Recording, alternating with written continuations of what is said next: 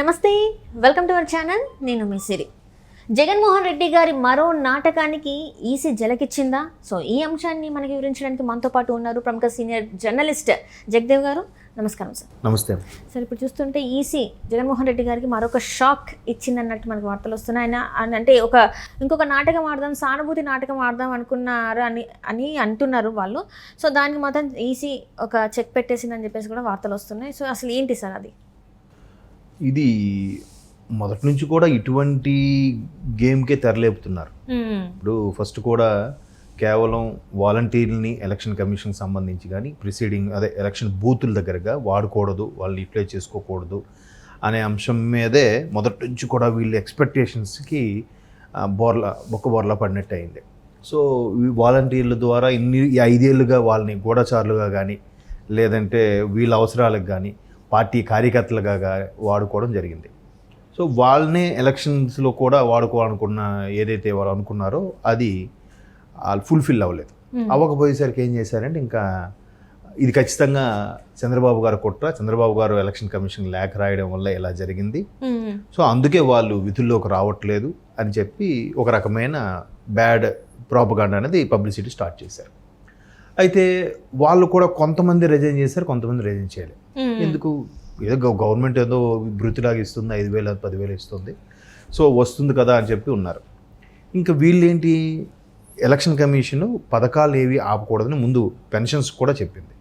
Pensions చెప్తే ఇంకా అందరూ వీళ్ళు ఎలా పబ్లిసిటీ అంటే చంద్రబాబు నాయుడు ఎలక్షన్ కమిషన్కి లేఖ రాశారు, చంద్రబాబు నాయుడు ఎలక్షన్ కమిషన్కి చెప్పడం వల్లే, కేసు వేయడం వల్లే ఈ వాలంటీర్లు కూడా ఒక్కొక్కరుగా మనస్తాపం చెంది, చూడండి అక్కడ సెంటెన్స్, మనస్తాపం చెంది వృత్తికి రాజీనామా చేశారట. సో ఇంటింటికి వెళ్ళి ఇంకా పెన్షన్ ఇవ్వడం కుదరలేదనే ఉద్దేశంలో ఇంకెట్లా చెప్పుకొచ్చారు. సో తర్వాత ఒక్కొక్కరు ముసలి వాళ్ళు కానీ అంగవైకల్యం ఉన్న వాళ్ళు కానీ కాళ్ళు ఈడ్చుకుంటూ మెల్లగా అక్కడికి వెళ్ళి తీసుకునే ప్రయత్నం చేసేసరికి అసలు ప్రభుత్వ ఖజానాలో డబ్బులే లేవు. సో అది ఎప్పుడు తెలిసింది? అక్కడికి ఒక 2-3 రోజులు పోయాక అందరికీ తెలిసింది, ఓహో చంద్రబాబు నాయుడు ఇట్లా లేఖ రాశారు, ఇవన్నీ కాదు, వీళ్ళు డబ్బులు లేక అసలే ఎంప్లాయీస్కి జీతాలు ఇవ్వలేక, సో పథకాలకి డబ్బులు లేవని అంటే బాగుండదు కాబట్టి ఇట్లా కొత్త రకం తెరలేపారనమాట. అన్ని చంద్రబాబు మీద తోసేయడమే, అది అయిపోయింది. ఆ తర్వాత 2-3 రోజుల తర్వాత ఎవరెవరైతే ఎడ్యుకేట్స్ ఉన్నారో వాళ్ళతో కొంతమంది తెలుసుకోవడం వల్ల కన్ను తెరిచారు. బట్ ఇప్పటికీ ఉన్నారు అజ్ఞానులు, లేకపోలేదు. చంద్రబాబు నాయుడు ఆపేశాడట. చంద్రబాబు నాయుడు ఎందుకు ఆపిస్తాడు పథకాలు? ఆయన చంద్రబాబు నాయుడు గారు చెప్తే ఎలా అయిపోతాయి?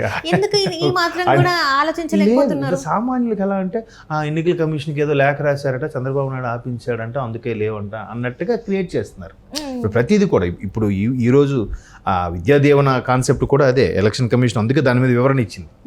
సో ఇట్లా ఉంటున్నప్పుడు కొంతమంది వాలంటీర్ రిజైన్ చేయకపోయేసరికి, అమ్మ అలా లేదు, మేమే మీకు ఇచ్చాము వాలంటీర్ జాబ్, మీరు మళ్ళీ రిజైన్ చేసి కావాలంటే మళ్ళీ మన గవర్నమెంట్ వస్తుంది, మీకు అప్పుడు మళ్ళీ వాలంటీర్గా పెట్టుకుంటాం, అంతేగాని మీరు తిరిగి మా కోసం పని చేయాలి అన్నట్టుగా బలవంతంగా రాజీనామాలు చేస్తే దాన్ని మళ్ళీ వార్తలు ఎలా చెప్పడం, ఒక్కసారిగా మనస్తాపం చెంది మోకుముడిగా రాజీనామా చేసిన వాలంటీర్లు, చిత్తూరు జిల్లాలో 180 మంది ఒకేసారి రాజీనామా, పశ్చిమ గోదావరి జిల్లాలో ఒకేసారి 170 మంది రాజీనామా, ఎట్లాగా వాళ్ళు పబ్లిసిటీ చేసుకుంటున్నారు. అంటే అంతా ఈ కోడికత్తి వ్యవహారం లాంటివి ఇదన్నీ కూడా. సో ఇప్పుడు కూడా విద్యా దీవెన పథకం ఏదైతే ఉందో ఎలక్షన్ కమిషన్ మీరు వెయ్యొద్దు, ఇప్పుడు ఎన్నికలు పోలింగ్ అయిపోయిన నెక్స్ట్ డే ఎప్పుడైతుందో ఆ తర్వాత నుంచి మీరు ప్రాసెస్ చేసుకోండి అని కూడా చెప్పింది. అంతేగాని ఆపిమని కానీ మీరు ఇవ్వొద్దని కానీ అని చెప్పలే. సో దాన్ని కూడా ఇప్పుడు ఎలా చేశారు, ఏదైతే ఎన్నికల కమిషన్ చంద్రబాబు నాయుడు గారు లేఖ రాశారో ఎన్నికల కమిషన్కి, వాళ్ళు స్ట్రిక్ట్గా ఫాలో అవుతున్నారు. ఎందుకంటే మీ బిడ్డ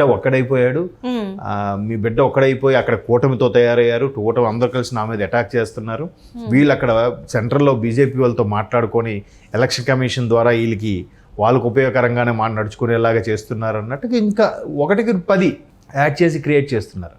ఇప్పుడు మీరు జగన్మోహన్ రెడ్డి గారి సభల్లో కూడా చూస్తే ఎంత హాస్యాస్పదంగా అనిపిస్తుంది అంటే, చంద్రబాబు నాయుడు ఏమైనా స్పెషల్ స్టేటస్ తెచ్చాడా అంటే లే చెప్పండి, చేతిలో ఒప్పండి అని అడుగుతున్నాడు ఆయన.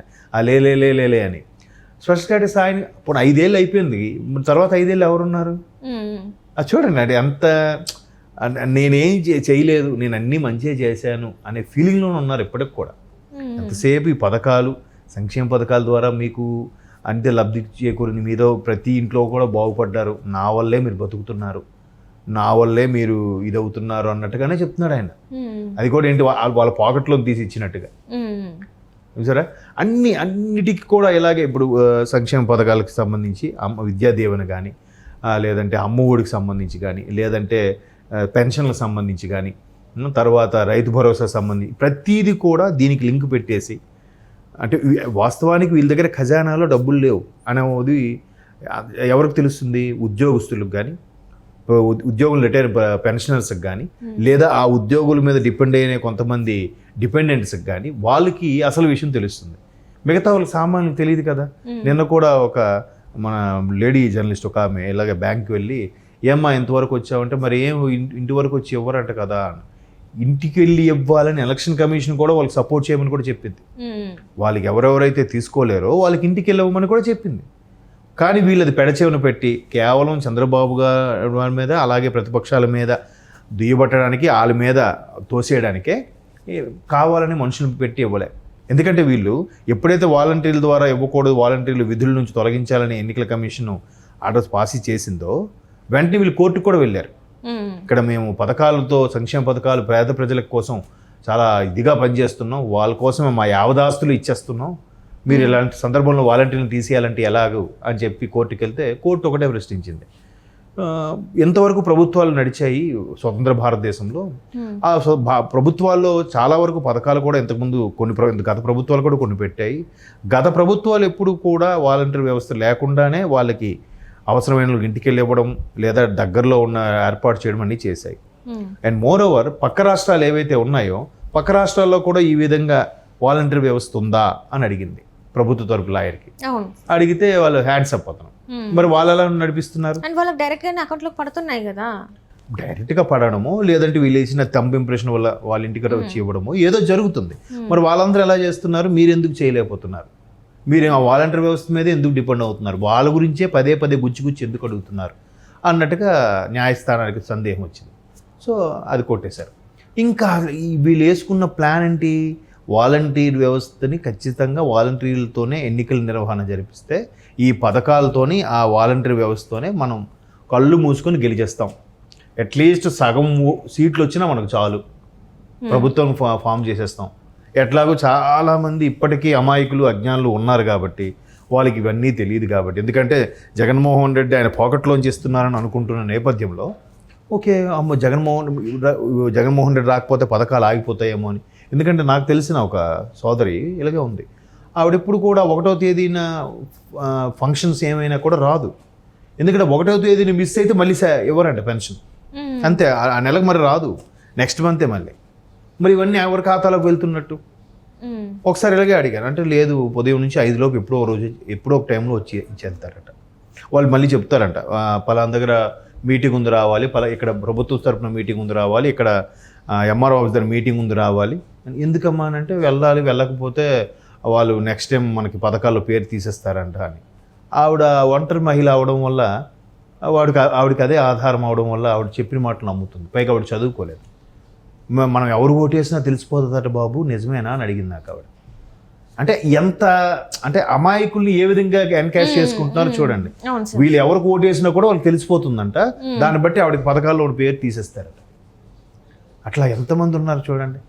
అంటే మనం ఈ సోషల్ మీడియా ద్వారా కానీ, మీడియా ద్వారా కానీ, ప్రభుత్వం సంబంధించిన పత్రికల ద్వారా కానీ, దేనికి సంబంధించిన యాజ్ ఇట్ ఈజ్గా అంత పబ్లిసిటీ చేస్తున్నప్పటికి కూడా సామాన్యులకు అది రీచ్ అవ్వట్లే. కొంతమందికి ఇంకా రీచ్ అవ్వకపోవడమే వీళ్ళ బలం. రీచ్ అవ్వకపోవడంతోనే ఇటువంటివన్నీ పుట్టగిస్తున్నారు. ఆఖరికి ఎలక్షన్ కమిషన్ కూడా, రాష్ట్ర ఎన్నికల అధికారి కూడా తెర మీదకి వచ్చి చెప్పేంత కూడా వీళ్ళు మళ్ళీ ఏమంటారు తెలుసా? వాళ్ళు ఒకటైపోయారు, సెంట్రల్ గవర్నమెంట్ చెప్పారా ఇలా అని అంటారు.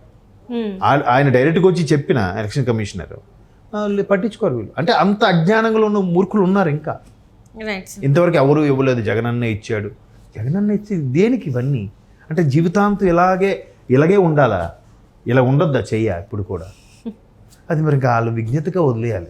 పోనీ మీరు అన్నట్టు వికలాంగులకి, వితంతులకి, ఒంటరి మహిళలకి అలాంటి వాళ్ళకి ఇవ్వచ్చు. మరి అందరికీ ఒక రకం అంటే నేను తినడమే కాదు మీకు తినిపిస్తున్నాను రా బాబు, మీరు నాకు ఖచ్చితంగా రేపొద్దున ఓటేయాల్సిందే అన్నట్టుగా ఆ ఓటుకు 100 అంశము 5 ఏళ్ళు నడిపించారనిపిస్తుంది నాకైతే. Right sir, right. Thank you so much sir. Thank you.